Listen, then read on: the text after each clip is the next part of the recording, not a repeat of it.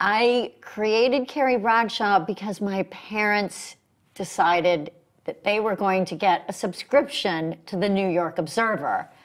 And I had just gone to a sex club. And my parents were very conservative, so I thought, oh no, what am I going to do? And then I had a burst of inspiration. I need an alter ego. And the name just came to me, Carrie Bradshaw. Who knew that that name would become so famous?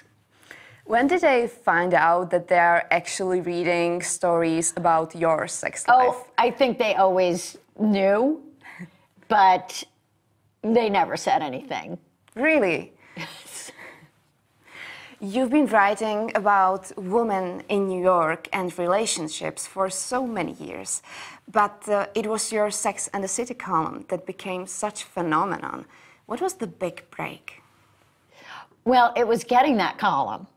So I had been working for women's magazines for years and also writing fiction on the side. And I mean, everything that I was writing for women's magazines was really kind of the same as Sex and the City. So I always wanted to write fiction, but I couldn't really write fiction because I had to earn a living. So I developed, basically it was fictionalized journalism is what I called it. And I was writing about women in New York City for probably 15 years, because I started writing professionally when I was 19. And I was writing about my Samantha, Miranda, Charlotte, and other women, but I gave them different names. For instance, Samantha, I think she was Jennifer, and then maybe she was Susan, and then she became Samantha. So that's the name that stuck. But this is someone who I'm still friends with, and she just seemed to know everything about men. So I would always ask her everything, like, about men. What do you think? What's your opinion? And she always had so many great thoughts about relationships and women. So I always turned to her and interviewed her. And were you part of casting these characters in the series? You know, I was and I wasn't.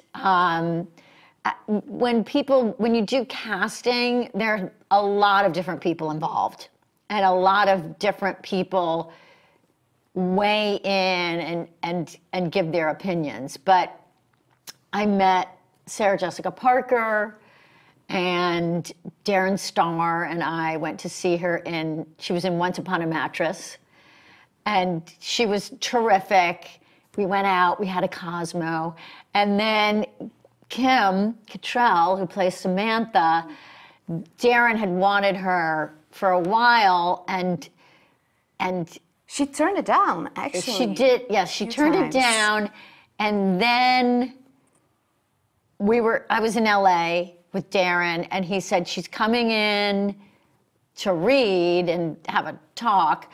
Why don't you come in and try to convince her to do it? So, as I like to say, I gave her a little pep talk, and she agreed to do it. Wow, that's so great. So, and she's fantastic. Yeah. And for example, you also knew the actor Chris Knott. Actually, you used to live in the same building in New York. Yes. Well, I actually met him first at Bowery Bar, which is where a lot of the action of Sex and the City, the book and the column, takes place, because everybody went there every single night. And so that was the first place that I met him, and he wasn't that friendly. he was, you know, he was a big TV star on Law and Order, which was a big TV show about cops in New York. And then he got cast in Sex and the City, so I thought, oh, ha, ha. And then when I got married, I ended up living in the same building. Oh, okay. So I've known him for a long time, and you know, he was good friends with my most recent boyfriend. So, you know, he's very New York. And was he the Mr. Big you imagine when you first realized that he will be in the series? Well, there was a real Mr. Big, and he was the publisher of Vogue. Yeah. So I didn't, you know, I guess I didn't really think about like who was going to play these different characters. I mean, I was just happy that, you know, that there were actors who were going to play these characters. I wasn't very, you know, attached to, you know, well, this person should play it or that person, or because it doesn't really matter what you think. It's really, somehow it's about fate and kismet, who ends up playing which roles. It's not really something that you can control. So what do you feel when you watch the series? For example, do you see yourself in Sarah Jessica Parker? I mean, I now know, but I used to. And, you know, as I say in my one-woman show, when the show first came out, you know, the first episode, my Samantha said, "Oh my God, she's playing you." So she had, we smoked the same brand of cigarettes, and you know, the props department copied my jewelry. And then there were some photos of us, like at the beginning, and sometimes I would see, you know, it was like a photo of her, and I would think like, oh, wait, that kind of looks like me. So I think there are some similarities, certainly at the beginning. And why did you take her to your hairdresser? Because Darren Star wanted her to have the same hair. Ah, okay. She had brown hair. She had, yes, she had brown hair, but I think that she had hair for a movie. Yeah. And you know, so that's why in the pilot, her hair's a little bit different. Yeah. Because she had, you know, done that particular hair for a movie, and, you know, then when it went to series, and besides, I think she went blonde. Yeah. And besides the hair, did she ask you for any tips on how to play the part? Actually, she didn't, because she's such a good actress. Yeah, but you know, you are the real person, and that's always kind of, you know. Yes, well, that's very nice. But, yeah, no, I mean, I just always thought she just did such a great job. And, you know, people love that character. They love watching her.